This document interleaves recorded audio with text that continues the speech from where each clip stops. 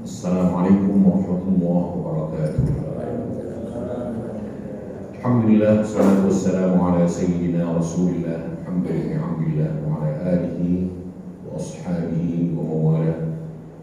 Wa la hawla wa la quwwata illa billah. Amma ba'd. Bapak Ibu saudara-saudara sekalian, sedang jemaah subuh Masjid Al-Muhajirin Subur Country yang dimuliakan oleh Allah Subhanahu wa taala. Alhamdulillah pagi ini dalam keadaan sehat walafiat insyaallah semua kita dipertemukan kembali oleh Allah di rumahnya di masjid yang megah ini. Mudah-mudahan hadir kita semua menjadi amal soleh kita, dan semoga semua kebaikan yang sudah kita upayakan, kecilnya, besarnya, begitu juga ibadah yang wajib maupun sunnahnya, semua diterima Allah Subhanahu wa taala, dan segala kelemahan kekurangan kita dalam menyambut panggilannya semua dimaafkan oleh Allah, diampuninya, ditutupinya dengan rahmat kasih sayang. Amin ya rabbal alamin.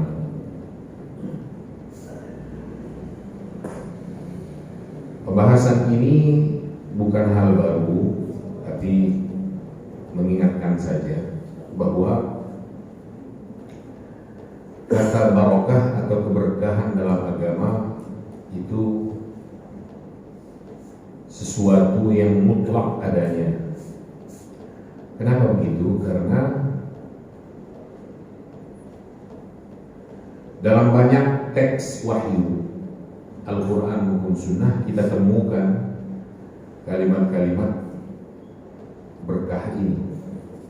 Kita ambil contoh. Allah Subhanahu wa taala berfirman di dalam surah Al-An'am ayat 155.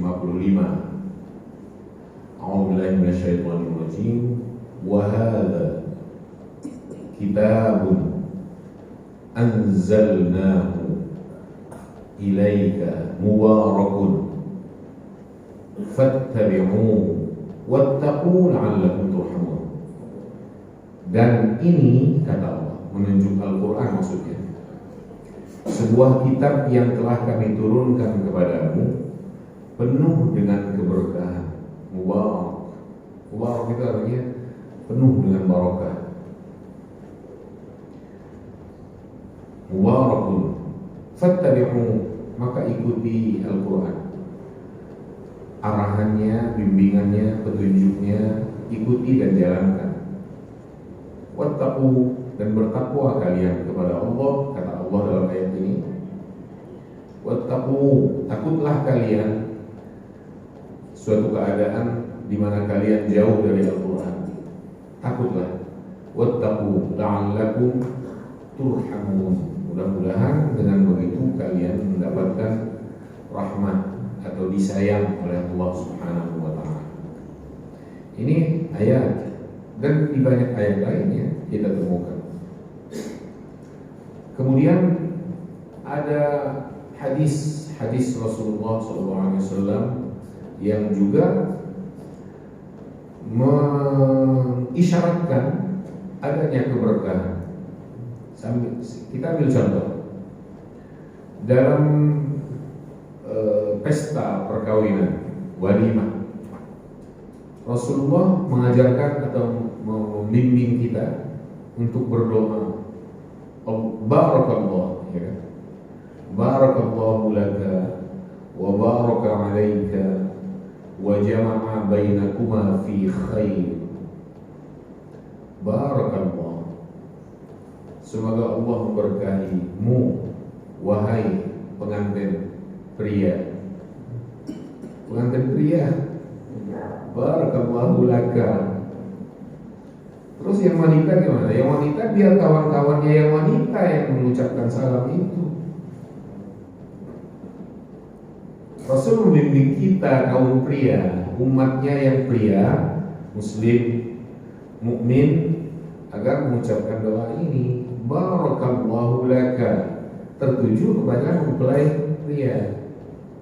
Wa baraka alaika, dan semoga Allah memberkahimu. Dua kali loh.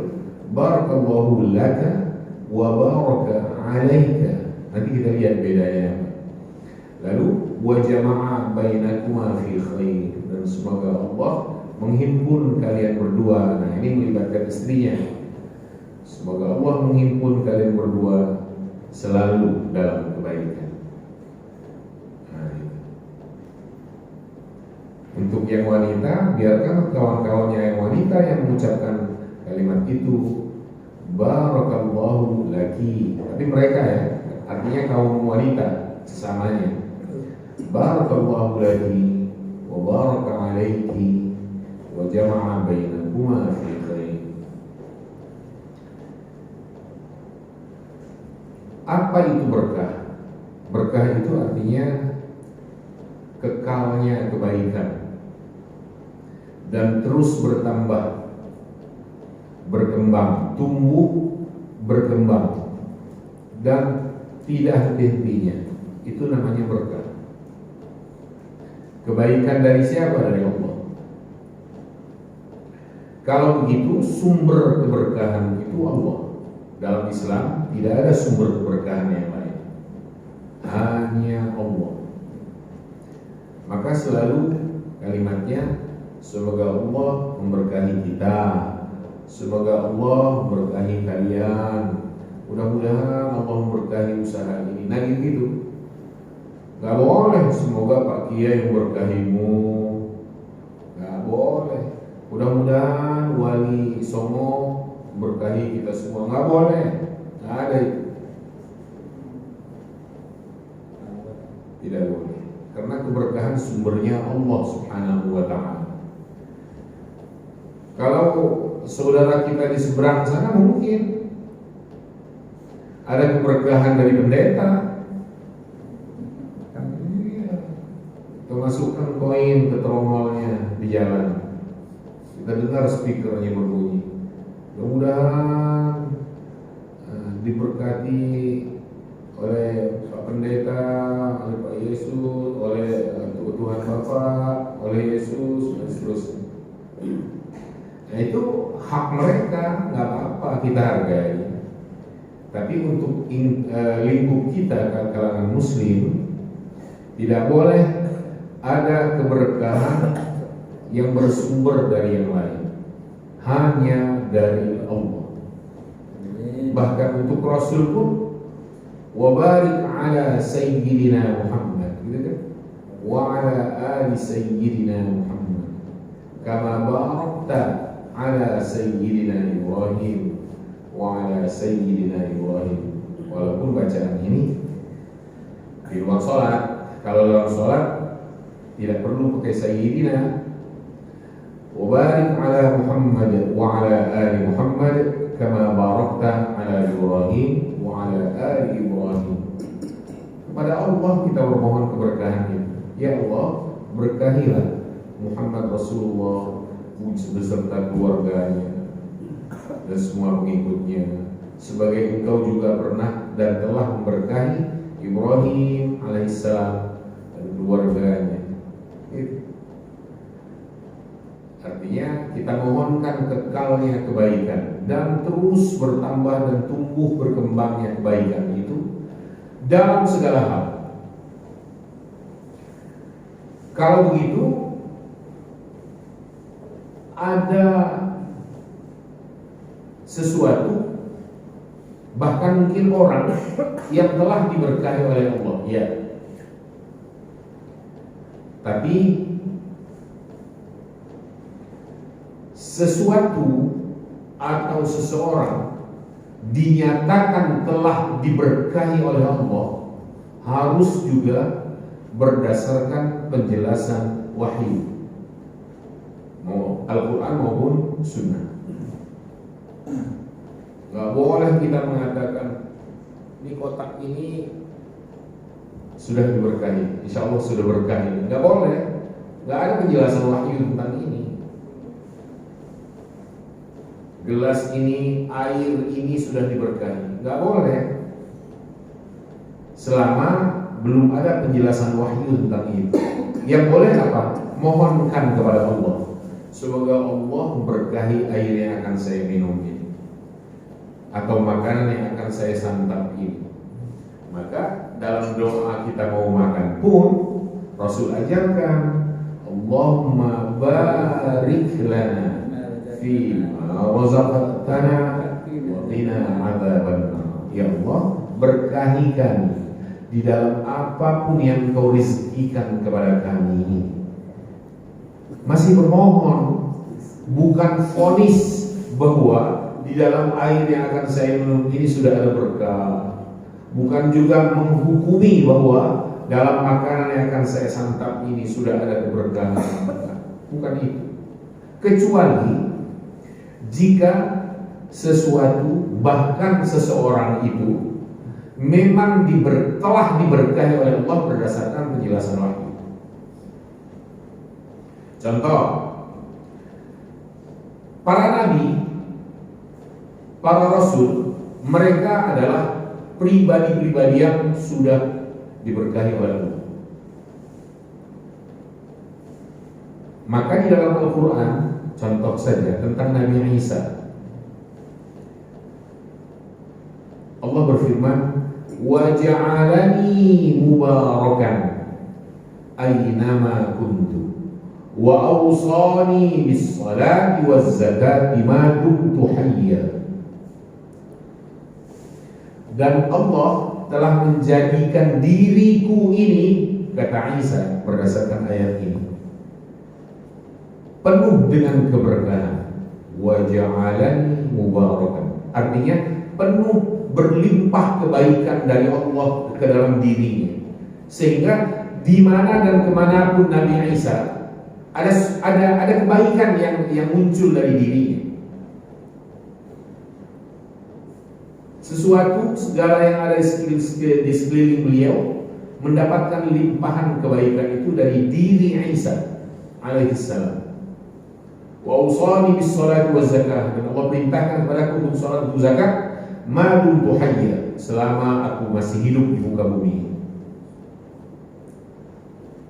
Rasulullah Muhammad sallallahu alaihi wasallam adalah sosok pribadi yang telah diberkahi oleh Allah Subhanahu wa taala. Maka karena beliau dari rambutnya sampai kepada ujung kakinya itu adalah sosok yang diberkahi oleh Allah, segala yang lahir dari dirinya, bahkan yang ada pada fisik beliau, itu adalah keberkahan. Air liur beliau, air liur yang diberkahi Allah. Darah beliau, darah yang diberkahi oleh Allah. Mungkin pernah mendengar Rasulullah berbekam. Darah hasil bekam itu Rasul perintahkan kepada sahabatnya agar buang, jangan dilihat orang. Tempatnya membuang itu jangan ketahuan sama orang. Tapi rupanya sahabat ini meminumnya, dan Rasul tahu itu. Tapi Rasul tidak memberikan komentar yang negatif. Andai tidak boleh, Rasul komentar. Tapi ini Rasul mendiamkannya. Mungkin juga di antara kita ada yang pernah mendengar beberapa dari sahabat Rasulullah SAW ketika membuat biang minyak wangi itu meraciknya dengan campuran keringat Rasulullah SAW. Karena keringat beliau lebih wangi dari biang minyak wangi itu.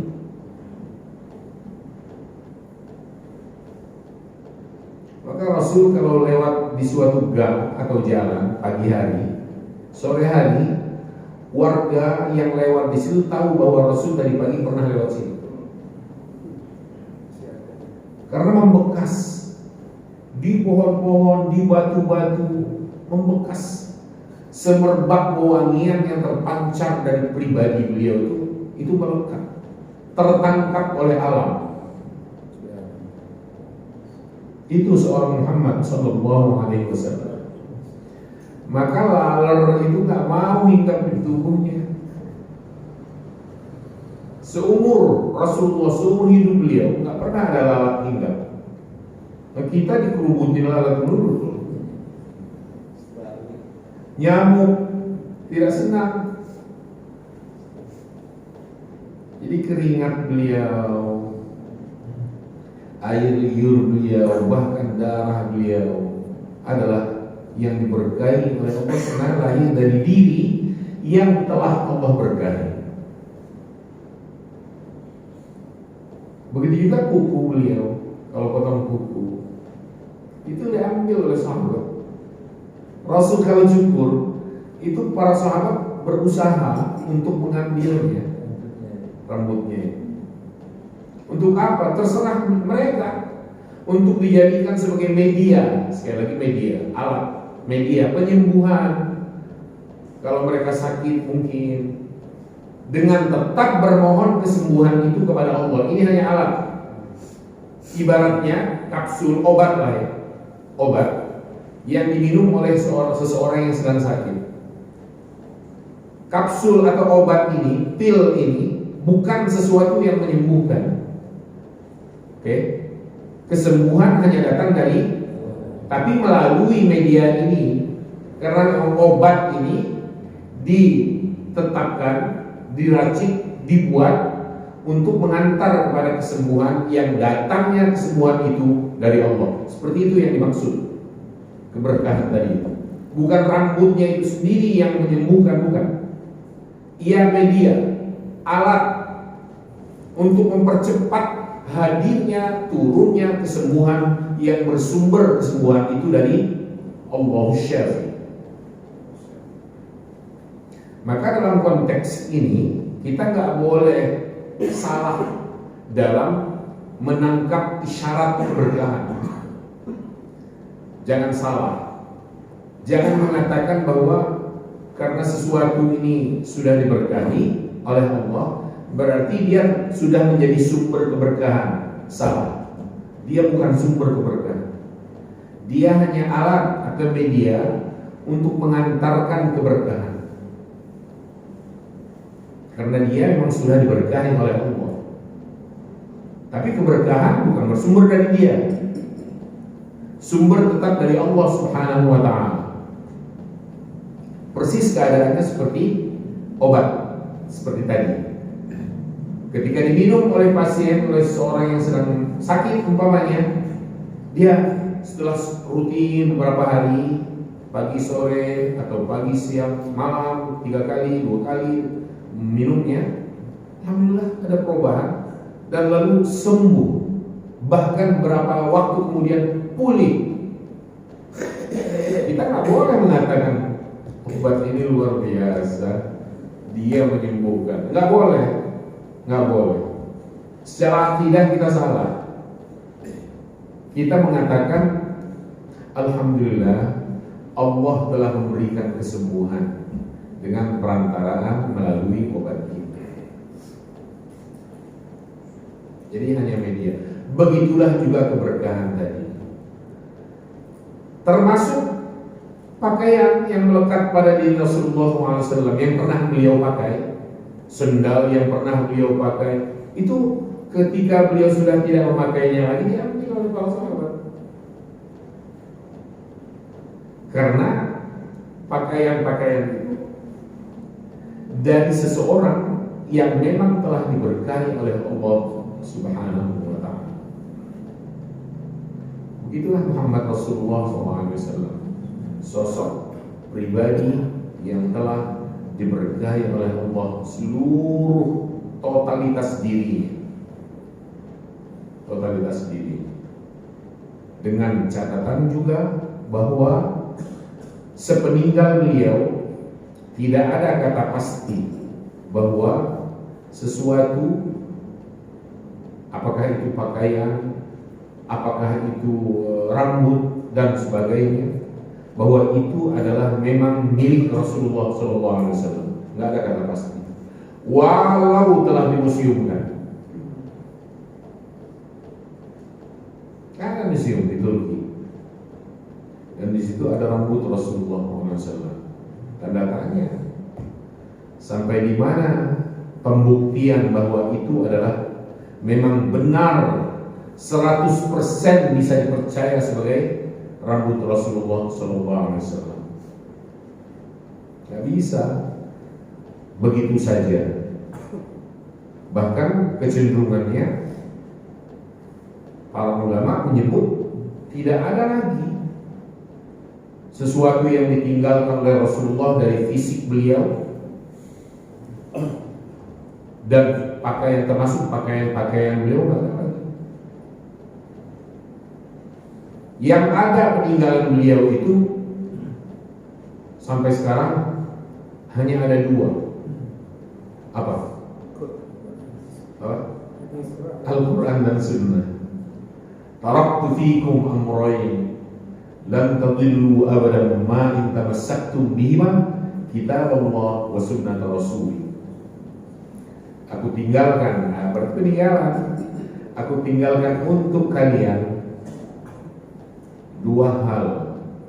Untuk selamanya kalian tidak akan tersesat dalam kehidupan jika kalian berpegang teguh dengan baik kepada kedua peninggalanku ini.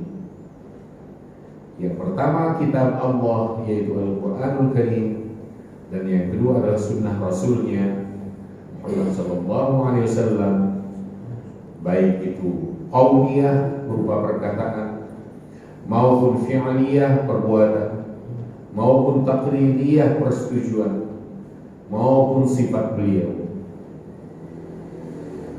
yang lahir dari diri Muhammad SAW. Selama itu dijadikan sebagai pegangan dalam kehidupan, sebagai pedoman dalam kehidupan, selama itu kalian berada di jalan yang lurus. Hanya itu peninggalan yang pasti. Di luar itu nggak ada kata pasti.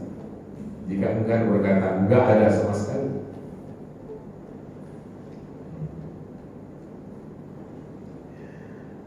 Yang kedua, Al-Quranul Karim itu adalah kitab yang diberkahi oleh Allah. Maka di Al-An'am tadi 155 kita temukan wa hadza kitabun anzalnahu ilaika mubarak, dan ini adalah sebuah kitab yang telah kami turunkan kepadamu ya Muhammad, penuh dengan keberkahan. Maka hadirkan keberkahan Allah melalui Al-Quran karena ia telah diberkahinya. Caranya dengan banyak membacanya, dengan menghafalkannya, menambah hafalan, dengan memahami isi kandungannya, dengan menyebarluaskannya melalui mengajarkannya, lalu mengamalkannya dalam kehidupan, dan mewariskan nilai-nilainya dalam generasi. Maka rumah yang di dalamnya Al-Quran dibacakan, Allah memberkahi rumah itu dan seisinya. Karena yang dibaca adalah sebuah kitab yang penuh dengan keberkahan dari Allah Subhanahu wa ta'ala. Cara menambah hafalan bertahap. Satu ayat diulang kecuali yang memang sudah akrab. Ayat yang masih asing dalam ingatan kita, belum pernah mungkin teriqbal kita hafal, itu dibaca dan diulang tidak kurang dari 50 sampai 70 kali pengulangan. Dan jangan bergeser ke ayat selanjutnya sampai betul-betul ayat yang kita hafalkan, satu ayat ini melekat dalam memori kita. Contoh Hamim, ini kan umum ya, artinya kita sering mendengar, jadi nggak ada kesulitan. Padahal itu satu ayat. Hamim, satu ayat ini. Berarti kita kita karena sudah akrab, kita bisa langsung ke ayat yang kedua. Tanzilum minar rahmanir rahim.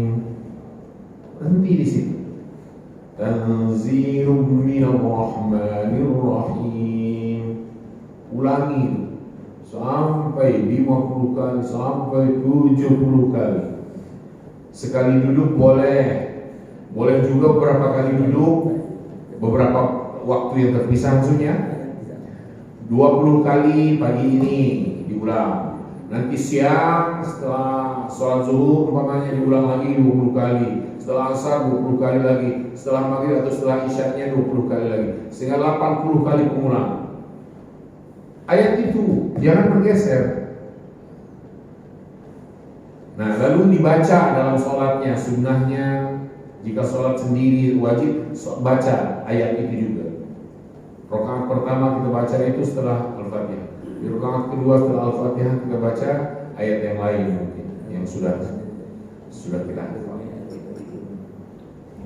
Begitu cara menambah hafalan itu. Setelah beberapa hari baru bergeser ke ayat yang selanjutnya, ayat ketiga. Taruhlah tadi kita selesaikan, artinya kita bertahan dengan ayat tadi itu dalam 5 hari atau sepekan. Amin. Tanzilum minar rahmanir rahim. Setelah sepekan atau 5 hari baru kita tambah. Kitabun anzalnahu ilaik. Kita tambah ayat berikutnya sepekan juga atau 5 hari. Ulang-ulangi itu sampai 50 sampai 70 kali dan jangan bergeser ke ayat berikutnya sampai ketiga ayat ini sudah betul-betul hafal. Hamim tanzilum minar rahmanir rahim. Kitabun fussilat ayatuhu Qur'anan Arabiyyan la'allakum ta'qilun. Kitabun fussilat ayatuhu Qur'anan Arabiyyan liqaumin ya'lamun. Terus diulang 3 ayat. Setelah 2 pekan baru kita tambah ke ayat yang keempat. Jadi dalam 1 bulan paling hanya 4 ayat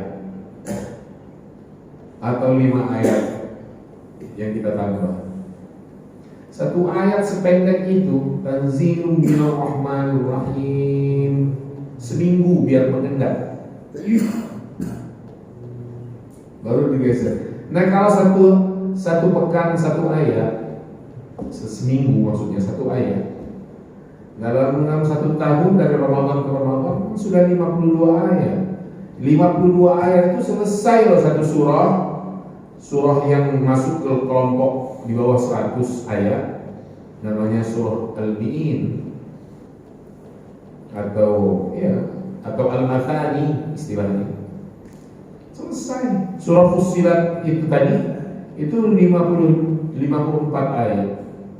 Surah Asy-Syura setelahnya hanya 53 ayat saja. Selesai setahun. Tinggal ada nggak kita membangun tekad untuk mau menghafal dengan sistem seperti tadi. Lemahnya kan kita nggak menemukan metode itu, atau menemukan tapi nggak punya kemauan yang kuat untuk menambah hafalannya. Akhirnya setahun berlalu nggak ada penambahan apa-apa hafalannya. Gak jauh-jauh dari inna a'tainaka al-kautsar sama qul huwallahu ahad. Bukan nggak boleh, cuma malaikat juga bingung. Ini hamba Allah aneh, hamba Allah ini katanya. Makannya nambah tapi ayat Al-Quran nggak pernah ada tambahan. Gitu. Karena nggak ada pemikiran ke situ, kurang fokus. Padahal ayat Al-Quran yang mengendap dalam memori memori kita menjadi rongga terpilih, dan itu menemani kita loh dalam kubur nanti. Menemani dalam kubur. Iqra'ul Quran fa innahu ya'ti yaumil qiyamati syafi'an li ashabi. Baca Al-Quran itu karena ia akan hadir memberikan pertolongan sebagai penolong. Syafi' itu artinya sebagai penolong pada hari kiamat. Hari kiamat itu kan dengan matinya seseorang itu kiamat bagi dirinya. Dan dia sudah masuk di gerbang akhirat. Gerbang pertama akhirat adalah alam kuburnya. Jika itu adalah kiamatnya, jika itu adalah gerbang kehidupan akhiratnya, artinya menurut teks hadis ini tadi, mulai detik itu ayat Al-Quran yang selama ini dibacanya, apalagi dihafalkannya, itu efektif, mulai efektif untuk dirinya menjadi penolong. Menjadi penolong, menjadi penerang, menghibur dalam kesunyian alam kubur. Sendiri dalam kubur itu. Yang menemani kita hanya amal kita, dan amal-amal itu menjelma dalam sosok. Ini keyakinan dalam Islam, akidah dalam Islam. Amal-amal ini semua termasuk Al-Quran yang kita sering baca, itu nanti pada waktunya akan menjelma menjadi sosok tertentu. Maka kan ada hadis yang menyebutkan bahwa dua ucapan, dua wiridan yang ringan di lidah tapi berat dalam timbangannya, ya kan? Khafifatani indal lisan, saqilatani fil lisan, habibatani indar rahman. Tapi sangat disukai, dicintai oleh Allah. Subhanallahil azim, subhanallah bihamdihi, subhanallahil azim. Berpikir kita dicintai oleh Allah, oke. Ringan dalam pengucapan, oke. Tapi kok berat dalam timbangan? Apa yang memberatkan dalam timbangan? Padahal hanya ucapan. Coba berpikir gitu. Kalau meja ini ditimbang lalu berat pada timbangan, memberatkan timbangan itu, oke. Ini benda. Ini bacaan. Subhanallah bihamdihi, subhanallahil azim. Terus ditimbang.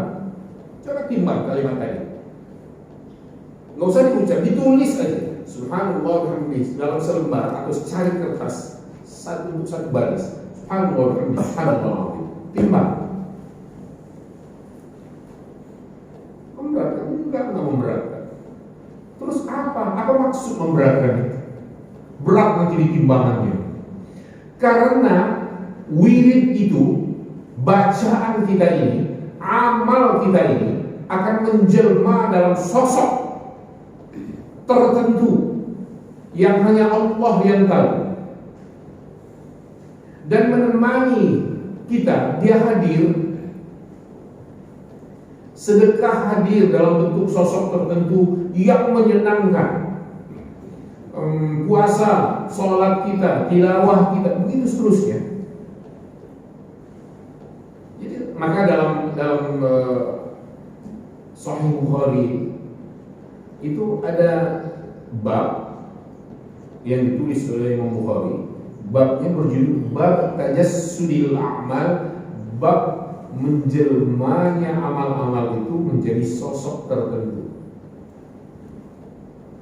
Maka wajar jika kalimat Rasulullah tentang ini, tentang wirid tadi maksudnya, berat dalam timbangannya. Karena seperti itu, ia akan menjelma dalam sosok tertentu. Ini nggak bisa dibuktikan secara nalar, karena porsinya bukan akal, porsinya iman. Maka ketika orang menuntut bukti dari saya, nggak bisa. Saya nggak bisa membuktikan. Mana buktinya bahwa berubah menjadi sosok? Ini penjelasan agama bahwa nanti di alam kubur itu menurut Rasulullah SAW akan hadir semua yang telah kita lakukan ini. Baik kalau itu baik, buruk kalau itu buruk, hadir menemani menakut-nakuti, menyiksa kalau itu perbuatan yang jahat atau amal yang buruk yang belum dimohonkan ampunannya kepada Allah. Begitu keyakinan dalam Islam berdasarkan penjelasan dari Muhammad Rasulullah SAW tentang ini. Maka adanya kesenangan alam kubur, adanya siksa kubur, ini kan bagian dari akidah, bukan bagian dari hal yang bisa tembus penalaran, bukan ruang akal di situ. Tiba-tiba orang menuntut bukti yang nggak bisa dibuktikan. Itu sebabnya dari sudut ini banyak orang yang menolak mengingkarinya. Kenapa? Nggak punya iman, nggak punya akidah. Semua harus ada bukti. Dia nggak percaya ada yang ghaib. Mana ada yang ghaib? Nggak ada yang ghaib. Allah nggak ada karena ghaib. Tuhan itu harus diwujudkan.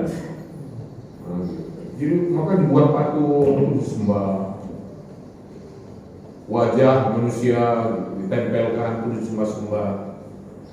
Dalam Islam nggak perlu ada itu, karena Islam menuntun kita agar meyakini adanya yang ghaib, dan itu bagian dari iman atau ketakwaan kita. Hudan lil muttaqin alladzina yu'minuna bil ghaib. Induk segala yang ghaib Allah Ta'ala.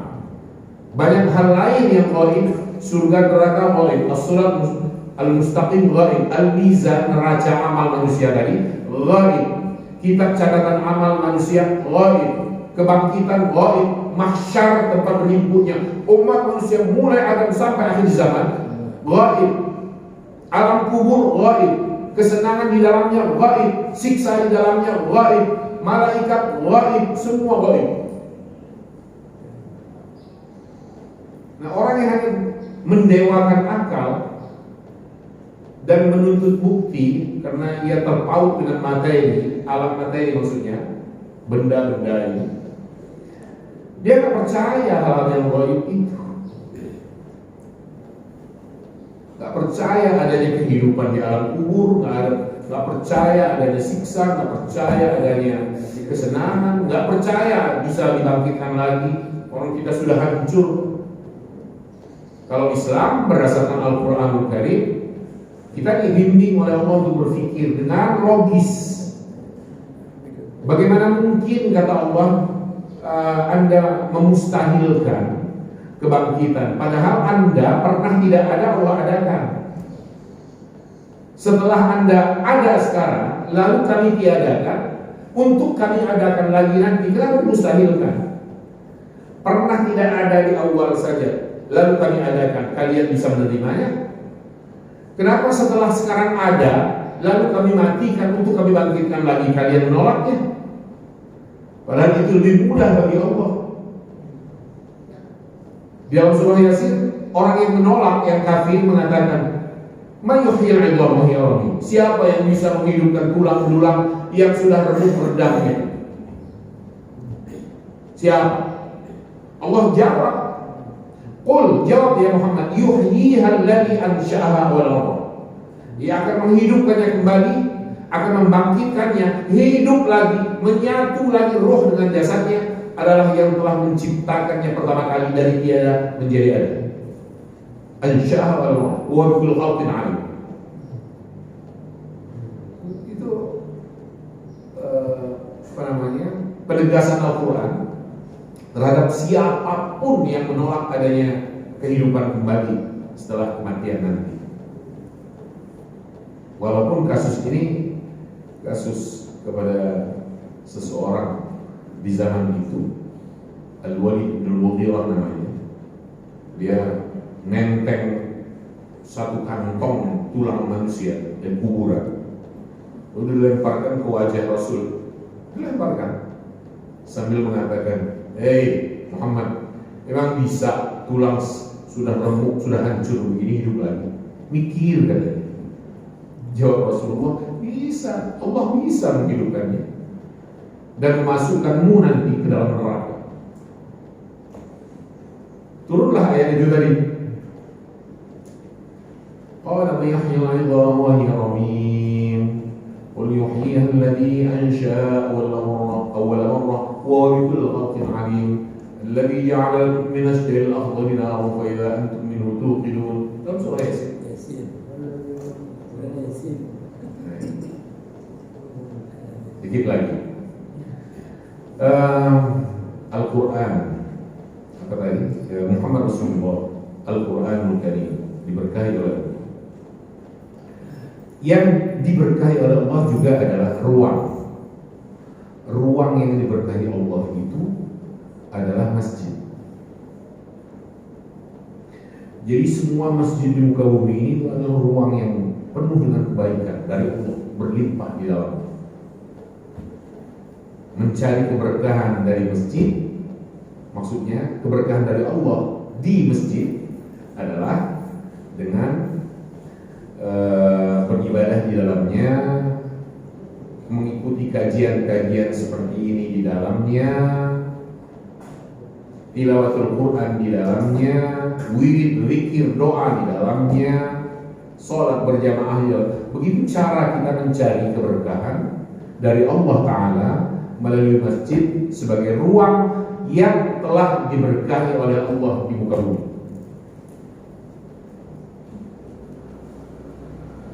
Maka dalam Islam masjid ruang terbaik, betul?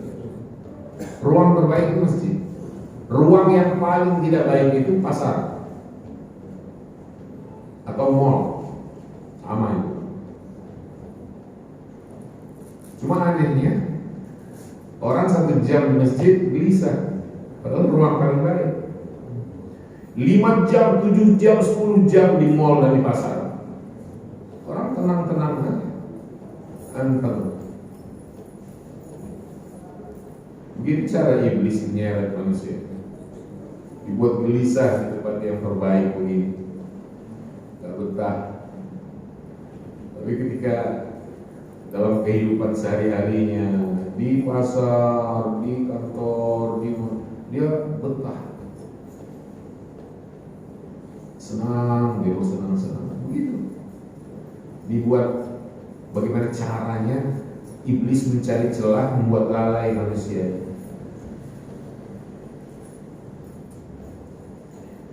Terutama sekali adalah Al-Masjidil Haram, An-Nabawi dan Al-Aqsa.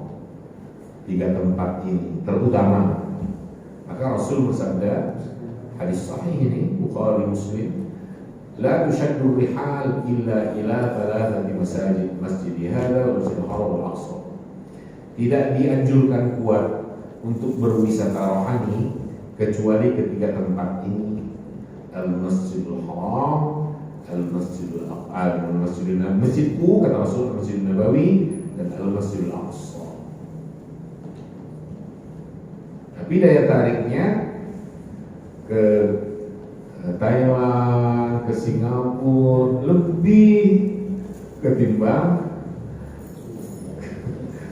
ziarah ke Makkah, ke Madinah. Daya pikatnya sama, mall dengan masjid tadi itu.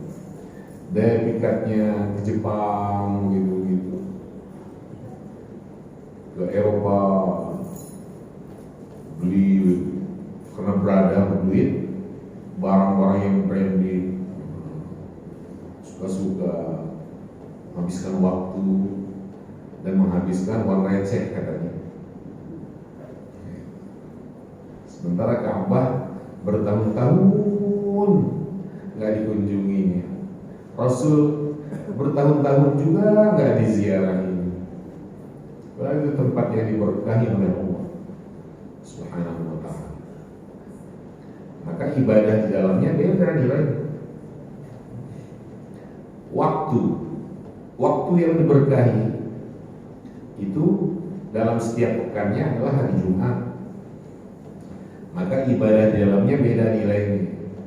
Kejahatan, keburukan, maksiat yang dilakukan seseorang di dalamnya beda juga nilainya. Begitu juga kejahatan, maksiat dan sebagainya yang dilakukan oleh seseorang di Makkah atau di Madinah, berbeda nilainya. Nilai buruknya berlipat ganda.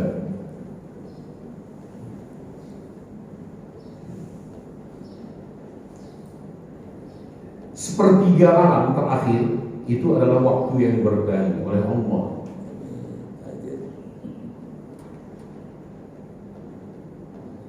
Bulan-bulan yang haram, Dzulqa'dah, Dzulhijjah, Muharram dan Rajab, waktu yang berkahi. Terutama sekali dalam setahun itu adalah bulan Ramadan. Rasulullah bersabda, "Qad ja'akum Ramadan syahrun mubarak." Telah datang kepada kalian suatu bulan namanya Ramadan penuh dengan keberkahan. Ada malam tertentu di dalam Ramadan itu yang juga disebut oleh Al-Quran sebagai malam yang diberkahi. Inna anzalnahu fi lailatin mubarakah. Kami telah menurunkan Al-Quran ini pada malam yang penuh dengan keberkahan yang disebut dengan Lailatul Qadar. Itu waktu-waktu yang diberkahi oleh Allah Subhanahu wa ta'ala. Ada lagi hal-hal lain selain ruang, selain waktu. Hewan diberkahi oleh Allah. Apa hewan yang diberkahi? Dua. Yang pertama kuda, karena jasanya dalam perjuangan di zaman awal Islam, memperjuangkan ajaran Allah ini di medan pertempuran, maka ia termasuk hewan yang diberkahi. Yang kedua, kambing alias embek. Itu hewan yang diberkahi oleh Allah Subhanahu wa ta'ala. Kenapa? Karena para nabi, para rasul itu memelihara atau apa namanya, ngamon lah ya, kambing-kambing itu. Tidak terkecuali Muhammad Rasulullah, mulai dari umur beliau di bawah 10 tahun sudah bekerja memelihara kambing milik orang sekedar untuk bisa makan. Maka kambing termasuk hewan yang diberkahi. Maka orang kadang-kadang menjelang Idul Kurban ini bertanya, mana yang bagus? 7 orang gabung bersama gitu ya, atau lebih dari 7 maksudnya, bergabung lalu urunan maksudnya beli sapi. Mana yang bagus, seperti itu atau ada satu orang, setiap satu orangnya mereka beli kambing? Ya kalau dilihat perbandingannya sih lebih bagus yang kambing. Tapi kalau ditanya boleh atau tidak, sah apa tidaknya, ya dua-duanya benar. Karena prinsip kurban itu kan harus hewan berkaki 4, hewan ternak maksudnya. Jangan singa kita korbankan.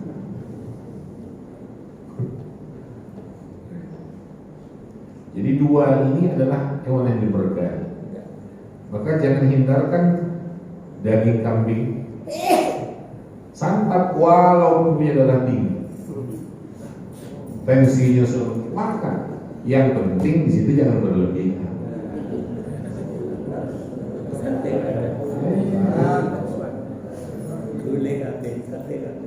Jangan. Yang salah pada kita itu kan karena faktor berlebihannya itu. Mumpung masih kokoh, masih muda begitu, dia berlebihan. Nggak berpikir bahwa kalau Allah kasih umur panjang, ketika 20 tahun berikutnya atau 30 tahun kemudian badannya sudah menumpuk segala penyakit karena ulah masa muda. Iya. Akhirnya nggak terkendali, susah dia. Maka Al-Quran, Sunnah Rasulullah nggak pernah melarang kita untuk makanan dan minuman yang memang sudah dihalalkan oleh Allah, lalu dilarang untuk dimakan. Nggak ada. Yang melarang itu medis. Ini jangan, ini nggak boleh. Al-Quran boleh, malah menantang siapa yang mengharamkannya. Nggak boleh kata Allah mengharamkan, melarang-larang itu. Kulu, makan, washrabu, tapi satu, wala tusrifu, Jangan, tapi jangan berlebihan. Makan durian, makanlah, cuma 1 biji aja, gitu loh. Sekedar untuk melepas kerinduan. Jangan udah tensi tinggi, ya macam-macam perasaan dalam fisiknya ini, masih lupa umur, masih juga santap ini durian nggak terkendali juga. Yang salah pada kita. Jadi Al-Quran dan Sunnah itu nggak melarang. Yang pokok tahu diri, jangan berlebihan. Terakhir dalam pembahasan ini, air, ada air yang berkahi oleh Allah. Air yang berkahi itu 2. Yang pertama air hujan. Karena Al-Quran pun menuturkan itu, anzalna minas sama' ma'an mubarakan fa'ambatsna bihi jannati wa habbal hasid wan nakhla basiqatin laha tal'un nadid rizqan lil ibad wa ahyayna bihi baldatan maitan kadzalikal khuruj. Telah kami turunkan dari langit, kata Allah, air yang penuh dengan keberkahan, air hujan. Dengan catatan langsung curah dari langit. Jangan mampir genteng, jangan mampir seng, jangan mampir pohon, jangan mampir dedaunan, jangan, langsung dari langit kita tampung umpamanya dengan wadah. Nah itulah air yang diberkahi oleh Allah Ta'ala. Maka Rasul sering kali ketika hujan rintik-rintik mulai turun, beliau nggak lari, beliau membasahi tubuhnya, pakaiannya, selama itu masih gerimis ya. Karena kata Rasul ketika ditanya oleh para sahabatnya, ini air yang baru saja dilepas oleh Allah, baru saja dilepas oleh Allah untuk bumi, untuk kehidupan di bumi. Nah ketika sudah mulai lebat, sudah mulai besar, deras, baru nyingkir. Kita enggak, gerimis sudah ngacir, menghindar dari barokah. Biar gerimis-gerimis itu membasahi sedikit. Nah, ketika sudah mulai, udah mulai lebat, baru kita nyingkir, berlindung. Yang kedua, air Zam-Zam. Air Zam-Zam adalah air yang diberkahi oleh Allah Subhanahu wa Ta'ala. Maka Rasul bersabda, ma'u Zam-Zam lima syuribala. Air Zam-Zam itu efektif sesuai niat orang yang meminumnya. 4 tokoh mazhab, Abu Hanifah, Imam Malik, Imam Syafi'i, dan Imam Ahmad bin Hanbal, setiap kali beliau-beliau ini pada masanya waktu itu minum Zam-Zam, yang mereka minta dari Allah, tambah ilmuku ya Allah, beri aku ilmu ya Allah. Dan sudah banyak cerita nyata maksudnya, bahkan tertulis kasus-kasus orang yang mengidap penyakit lumayan berat dengan Zam-Zam atas izin Allah dan keberkahan yang diturunkan Allah kepada Zam-Zam, orangnya sehat kembali. Sampai di sini penjelasan kita. 1-2 pertanyaan boleh, silakan Pak. Assalamualaikum warahmatullahi wabarakatuh. Assalamualaikum.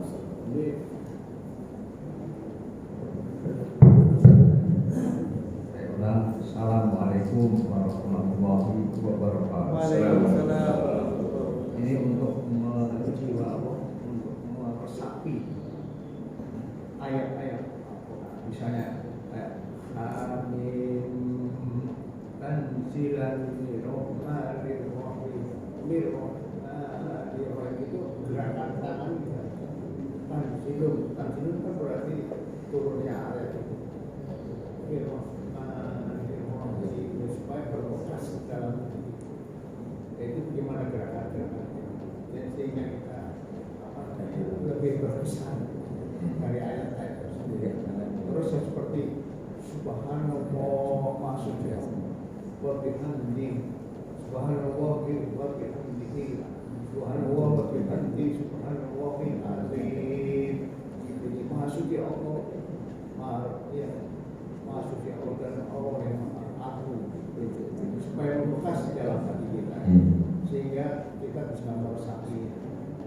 Kan itu kan seperti ya Allah alam katanya dapat tanaman suatu pohon di surga itu dengan membaca itu. Allah alam itu pertanyaannya bagaimana supaya kita membekas di dalam itu. Terima kasih. Assalamualaikum warahmatullahi wabarakatuh. Assalamualaikum. Ada memang teori atau cara-cara seperti itu, tapi saya tidak mengenal dan tidak mempelajari teori itu. Tapi beberapa di antara kawan-kawan yang mengajarkan Al-Quran, ayat-ayatnya ini, mereka mengajarkan bacaan itu maksudnya melalui gerakan-gerakan seperti tanzim, maka anak-anak ketika diajarkan itu dengan gerakan-gerakan itu mempermudah mereka untuk menghafal karena melekat ya ayat-ayat Al-Quran itu kepada mereka. Nah, kalau saya untuk seperti yang Bapak sampaikan agar membekas dalam hati itu setelah memahami maksudnya, maknanya, kita arahkan pikiran dan hati kita di saat mengucapkan itu kepada makna yang dikandungnya. Contoh, sekedar contoh ya, wirid. Ketika kita mengatakan Subhanallah berkali-kali Subhanallah, Subhanallah, Subhanallah, hati ini mengatakan maha jauh engkau ya Allah dari segala sifat yang tidak terpuji. Maha jauh engkau dari segala tuduhan-tuduhan yang tidak layak untukmu dari para musuhmu. Begitu. Terus, jadi hati kita mengawal apa yang terucap melalui lisan kita. Ketika berucap Alhamdulillah, Alhamdulillah, itu yang terpikir, aku engkau beri penglihatan, Alhamdulillah, Alhamdulillah engkau berikan lisan, Alhamdulillah engkau beri kehidupan, Alhamdulillah engkau beri keluarga.